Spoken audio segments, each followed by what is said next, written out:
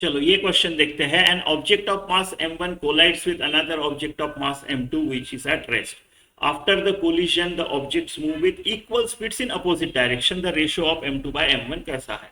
Scenario simple सा है कि एक m1 है, ये मान लो आपका u1 से इस तरफ जा रहा है, एक m2 है जो कि रेस्ट पे है, राइट, रेस्ट पे है। अब ये होंगे कोलाइड।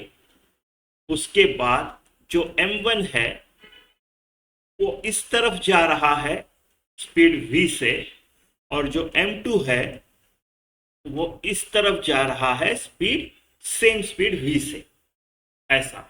और हमको निकालना है m2 बाय m1। ठीक है, कंजर्वेशन ऑफ मोमेंटम लगाता हूं।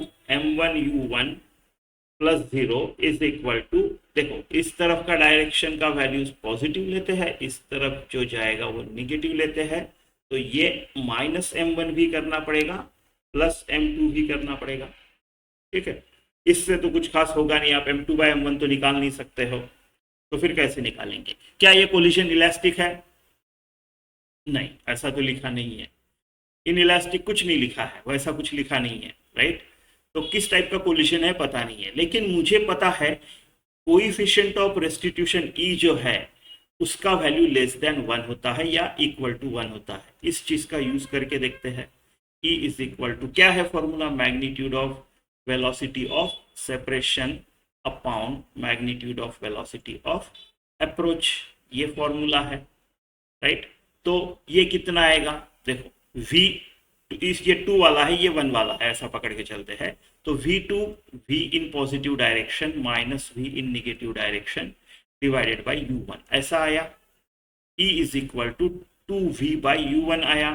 इस चीज का यूज हो जाएगा, u1 को इलिमिनेट करते हैं उधर से इधर से, तो u1 is equal to 2v by e आता है। तो m1 into 2v by u e, 2v by e ना, is equal to, v common ले लेते हैं, m2 माइनस m1, तो ये काट दिया मैंने, तो m1 2m1 बाई e बचा यहाँ पे, और यहाँ पे बचा m2 माइनस m1। ये m1 उस तरफ लेके जाता हूँ और कॉमन ले लेता हूँ, तो बचता है 1 plus 2 by e is equal to m2। तो मेरा m2 बाई m1 कितना आता है? वो आता है ये वाला 1 प्लस 2 बाई e। देखो e जो है वो less than or equal to 1 है, मतलब 1 अपॉन e अगर मैं करूं तो it will be greater than or equal to 1, है कि नहीं? रेसिप्रोकल। ठीक है, इसका मतलब m2 बाय m1 जो है वो क्या है?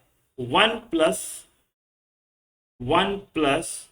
2 into something which is greater than or equal to 1, means this value will be greater than or equal to 2, right. So total value will be greater than or equal to 3, right. तो देखो ये 1 plus a value which is greater than or equal to 2, so मेरा m2 by m1 जो है ना वो greater than or equal to 3 आना चाहिए, 3 आना चाहिए।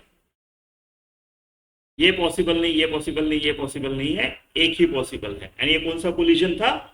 इलास्टिक कोलिजन था ये, है ना, ऐसा।